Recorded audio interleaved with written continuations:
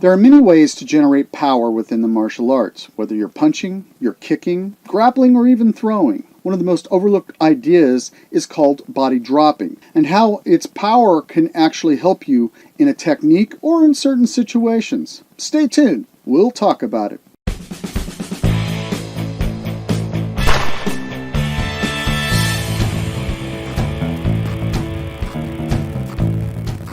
Welcome to Shihan's Dojo. I'm Shihan Marty Husband, and I'm here today to help you build your martial arts skills and knowledge. First of all, I'd like to apologize. I haven't put a few videos out this past few weeks. We've had problems with computers and other things that are going on around here. But hopefully we've got some of those situations alleviated so we can start giving you the videos we like to give you each week. Today's video, though, may seem a little simplistic to some people out there, but the ideas of advanced body dropping and understanding its importance will help you succeed in your techniques and more. We're always generating a lot of power whenever we're torquing our hips and hooking our punches around or straight or cross and pushing off from that rear heel. But often people don't see the little nuances that go into those types of techniques, such as body dropping or body rising. Now, we won't cover body rising today or anything, maybe in the future, but it works on the same principles here as we're going to discuss with body dropping.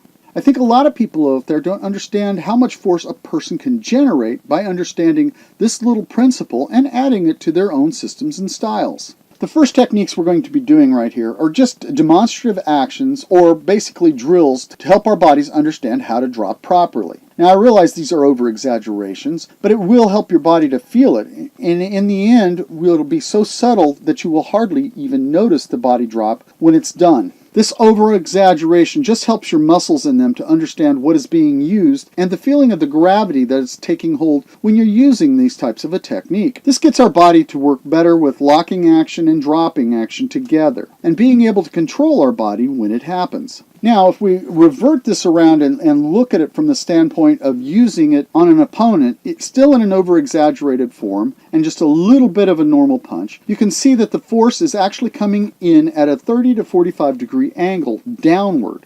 Even the hip actions when we get to the front stance also show that the hip actions go at a 45 to 30 degree dropping action, even though it's not easily seen for the most part. Many beginners and intermediates don't understand this little action because they're so focused on being able to get the centrifugal force built up from their hips, the speed action coming from their arms, or driving that heel or toe into the ground to produce the extra power from the rear leg. There are several other factors out there that allow a person to actually build up their power.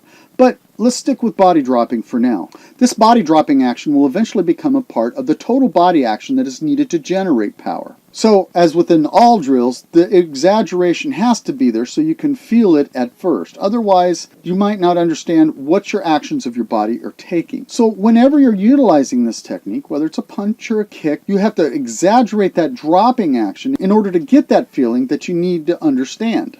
Eventually, this breaks down and does become a little more subtle as time goes on. However, early on, sometimes people tend to telegraph it if they're trying to use it in a ring or a competition, or just free sparring in general. So be careful that way when you're trying to learn this new portion of your techniques. Also, make sure you've got somebody watching or you're taking videos so you can correct your hand and feet action and knowing exactly what your body will be doing at the moment it stops and drops. You also have to know how your weapon is connecting with the opponent. This is similar to Bruce Lee's 1 to 3 inch punch. However, it's a little different in that he struck upward with the bottom two knuckles. Where I strike downwards, it's more comfortable for me at that 30 to 45 degree angle and will actually do the damage going down. Now, mind you, the upward angle that he used will cause a lot of damage if you hit in the solar plexus or an area to the organs, but the downward angle will also rupture organs and that if you're not careful with your partner. So in competitions, remember, you're not out there to kill, maim, or hurt, but understand the difference between sport and self-defense and its usage. If you really want to work on combinations like jab reverse punches, you'll notice that the jab has kind of an upward feeling, where a reverse punch or a cross has a downward feeling. Now, this isn't always to say that a hook will, it can do either, but consider that when you're training, because whatever techniques you might utilize the most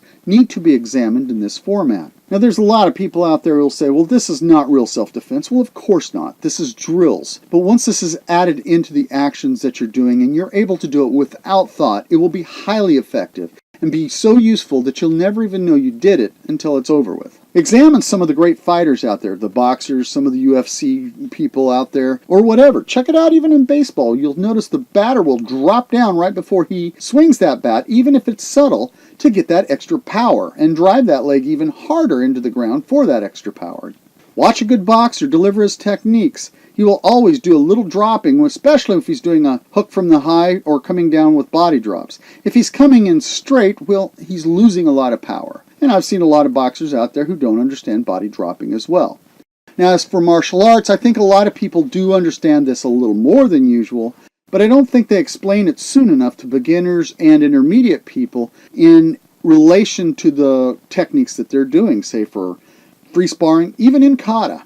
Now, when taking it to self-defense, make sure that realism becomes apparent when you're practicing your body dropping. See how it's going to affect everything you do. Don't forget also to experiment with grappling or having somebody, simply by grabbing them and dropping will tug a person enough that they'll go down. Usually they'll pop right back up and you can do something with them at that point. Throws them off balance enough where you can either take them down to the ground or control them in some way, shape, or form. Just remember, gravity can be your friend or your worst nightmare. In this last part that I'm doing right here, I'm just kind of experimenting with all three actions, basically in grabbing the person and pulling them down with body dropping, then elbow striking with body dropping again, and as I torque around and throw the person, I basically do the same thing by body dropping in that direction. By understanding this, it'll help you to utilize your momentum more efficiently and be able to deliver powerful techniques in between each secondary or third technique that you might throw. So hopefully you can consider adding this into your system of fighting and trying to understand how it can best work for you. Every style out there is different. Everybody's ideas out there can have a little different variants, but the subtlety of all styles have it. So check it out. Make sure. And again, experiment, experiment, experiment. This is what's important about studying your martial arts, is teaching yourself what is your body doing. Hopefully in the future we'll cover other different aspects of generating power. It might help you in your own style to be more efficient. Again, I'd like to apologize for being late with these videos, and I'll try to get them out. I'm still having some difficulty with my computer on video editing, but I'll get things out as soon as I can. I hope this video has been of some help to you out there, and if it has, press that like button down there and tell your friends and share it with them so we can have Shihan's Dojo seen and grow more. And if you haven't, subscribe down there and punch the bell so we can notify you when we have a new video coming out. If you have comments or would like some questions or some kind of addition to what I'm trying to teach you here, leave them in the comments down there so we can at least have a conversation going. And good luck in your training, and we'll see you again here on Shihan's Dojo.